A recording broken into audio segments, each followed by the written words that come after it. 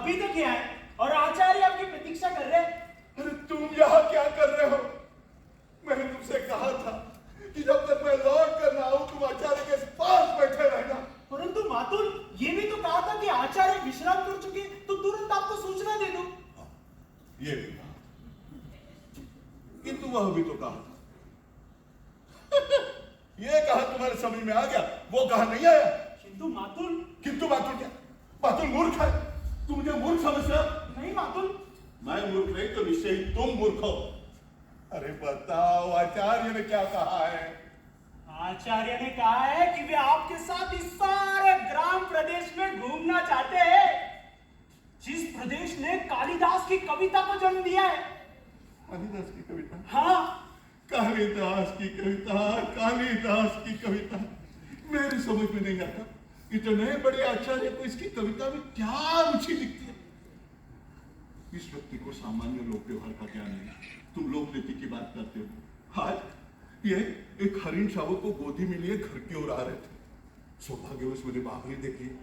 मैंने उनसे प्रार्थना की, हे कवि कुलभूषण, यह समय इस रूप में घर में जाने के लिए योग्य नहीं है।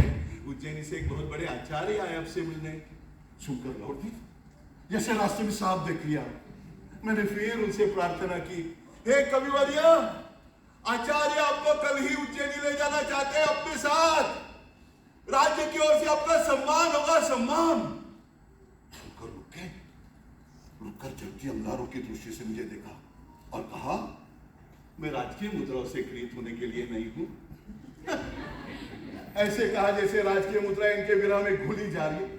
और जल्दी मेरे सामने तो धर्म संकट खड़ा हुआ। क्या अनुनय करता हुआ इनके पीछे जाऊं या अभ्यागतों को देखूं? अब इस निक्षेप को मैं कहकर आया कि जब तक मैं लौट कर ना आता तुम आचार्य के पास बैठे रहना, आचार्य के पास बैठे रहना। लेकिन ये दूरी ही चक्र की तरह मेरे पीछे पीछे यहाँ चला है। किंतु मातुल, मैं तो समाचार देने आया था कि आचार्य। हाँ, समाचार देने के लिए मैं आपका धन्यवाद देता हूँ। बहुत अच्छा काम किया है, बहुत ही अच्छा।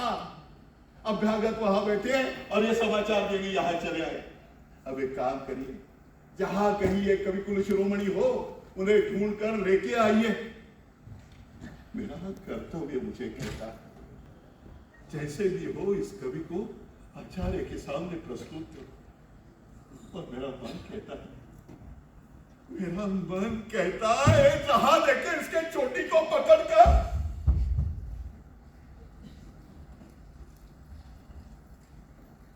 मातुल